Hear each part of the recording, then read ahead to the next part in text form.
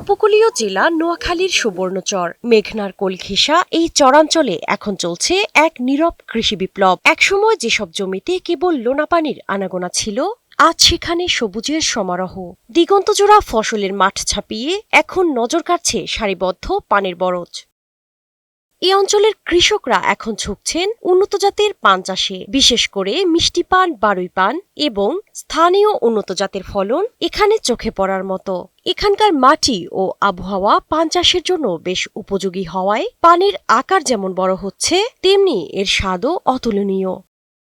স্থানীয় কৃষকরা জানান, ধান বা সবজি চাষে শ্রম ও ঝুঁকি বেশি থাকলেও পান চাষে লাভ তুলনামূলক অনেক বেশি। একবার বরজ তৈরি করলে কয়েক বছর পর্যন্ত ফলন পাওয়া যায়। বাজারে চাহিদাও থাকে বছর জুড়ে। বাজারে বিক্রি করে প্রচুর অর্থ লাভবান হয়, কিন্তু এতে খরচ কম হয়, লাভের পরিমাণ বেশি। আমি 30% জায়গায় ফান চাষ করি। ফান একটা লাভজনক ফসল। আমার ভাইও ফান চাষ করি, ব্যাপক লাভবান হয়েছে, সেই লগে আমিও ফান চাষ করতেছি।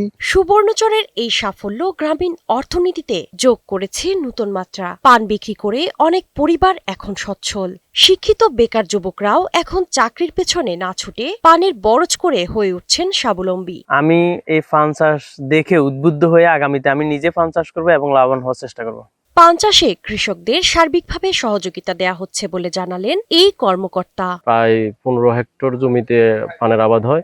উপজেলা কৃষি অফিস তাদেরকে কারিগরি সহায়তা প্রদান করা হয়। আমরা চাইবো যে পরবর্তী বছরে যেন উপজেলা অন্যান্য কৃষকরা আরো পানের আবাদ বৃদ্ধি করে। বাংলার প্রাচীন ঐতিহ্য আর আভিজাত্যের প্রতীক পান সুবর্ণচরের লোনামাটির বুক চিরে নতুন করে লিখছে সচ্ছলতার এক মহাকাব্য।